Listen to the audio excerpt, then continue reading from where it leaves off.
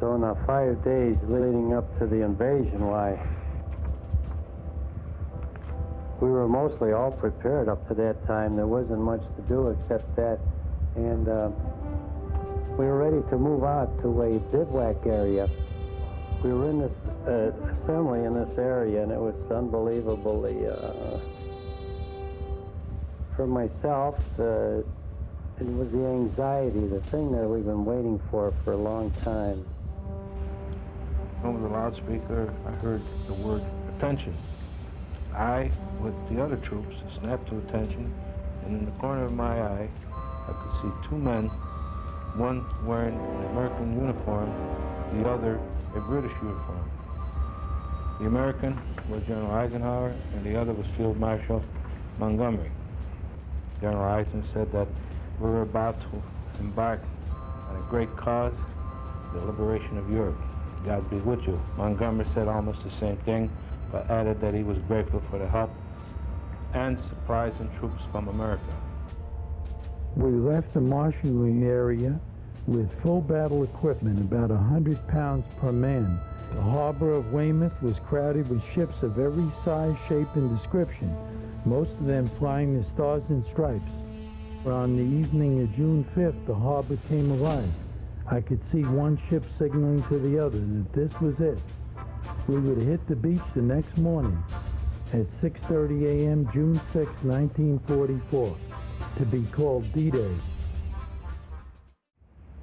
Around 0001 hours, June the 6th, I heard the roar of aircraft. I got up and looked out into the sky, and I noticed airplanes and gliders behind them. The 101st, 82nd Airborne were being flown to be dropped onto the soil of France. I guess the morning, early morning of June 6th, why everything started moving. Then we went up to, I believe, Bournemouth, where we assembled with hundreds and hundreds of ships. I've never seen anything like it in my life. And then I guess we were on our way. Chaplain Kelly held a mass service on the deck of the Anvil, in which he requested God to see us through the landing safely. We left the Anvil on British LCA. The huge bluish-black waves rose high over the sides of our little craft and battered the boat, as well as us, with unimaginable fury. It was as if the waves were trying to crush our assault boat and we in it. We were all soaking wet. I tried to keep my rifle dry by putting a plastic cover over the rifle.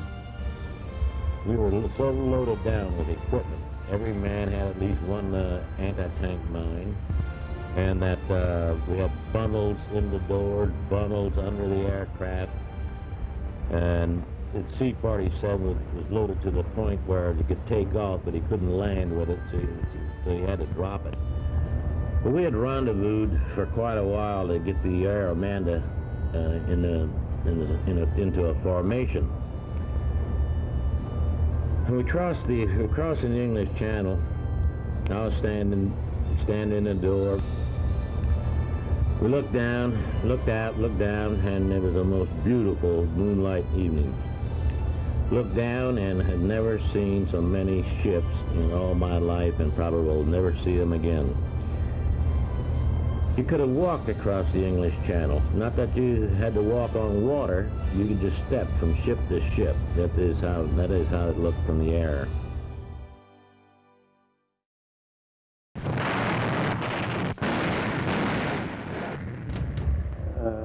It's so hard to describe. It was massive. It was massive. I can imagine being a German looking out through binoculars and seeing all this. No wonder Hitler didn't believe him. The fury of the water broke our front ramp, and the boat began to fill with icy channel water.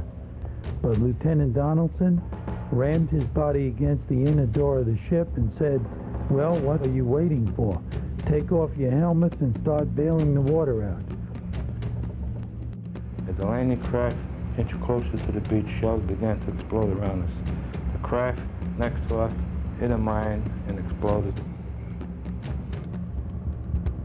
But as we were about to land, they had huge obstacles in the water. Big railroad tracks crisscrossed, sticking up out of the water so nobody could get close.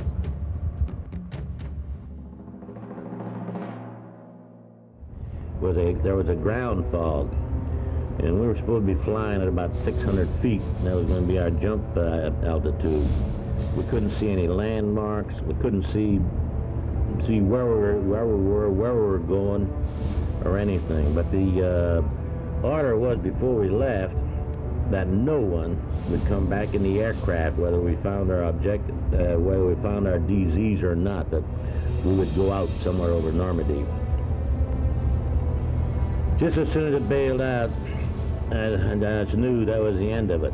That I was not coming back anymore, because I had never seen so many tracers in my life.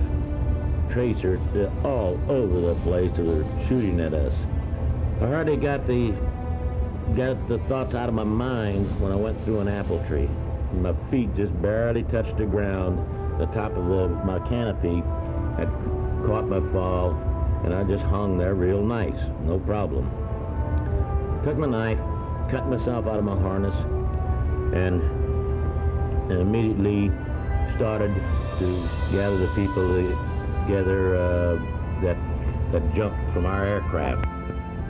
I saw the beach with its huge seawall at the foot of a massive 150-foot bluff. An 88mm shell landed right in the middle of the LCA on the side of us, and splinters of the boat, equipment, and bodies were thrown into the air. The ramp was lowered, and the inner door was opened, and a German machine gun trained on the opening took a heavy toll of lives. I waded through the waist-deep water, watching many of my buddies fall alongside of me. I expected a bullet to rip through me at any moment from the right. I reached the stone wall. I looked down, and being washed around by the incoming water, I saw the bodies of my buddies who had tried in vain to clear the beach. When we hit the beach, I knelt down and kissed the dirt, whispered, "Thank you, God." I then looked around and saw many dead in the water and on the beach. My company was being held up by machine gun fire from the hill. Then Colonel Taylor, regimental commander, got up and said, "If we have to die, let's die on the hill." We moved out and took the hill, giving the Allies a foothold in France.